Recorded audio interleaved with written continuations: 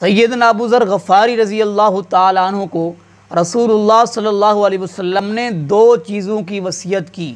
ایک تو یہ کہ جب تم سے کوئی گناہ ہو جائے تو فوراً نیکی کرو، اور وہ ایک نیکی 10 نیکیوں کے برابر ہے، یعنی کہ جب غلطی ہو جائے تو فوراً نیکی کرو، اور جو نیکی ہے وہ غلطی گناہوں کو مٹا دیتی ہے، جیسا کہ اللہ رب العالمین کا ارشاد ہے ان الحسنات یذہبن السیئات، فرمایا بلا شبہ نیکییں گناہوں کو مٹا دیتی ہیں۔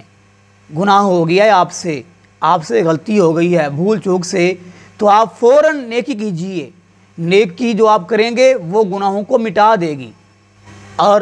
ترمذی شریف کی ایک حدیث ہے کہ رسول پاک صلی اللہ علیہ وسلم نے ارشاد فرمایا برائی کے بعد، گناہ کے بعد فوراً نیکی کر لیا کرو، کیونکہ نیکی گناہوں کو ختم کر دیتی ہے۔ اور آپ علیہ الصلوۃ والسلام نے ابو ذر رضی اللہ تعالیٰ عنہ کو دوسری وصیت یہ کی کہ لا الہ الا اللہ پڑھا کرو، یہ بہت بڑی نیکی ہے۔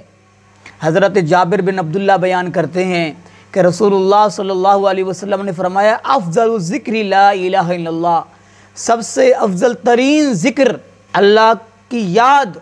فرمایا وہ لا الہ الا اللہ ہے، اور فرمایا وہ افضل الدعا الحمدللہ،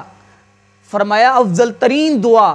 دعاؤں میں سے افضل ترین دعا فرمایا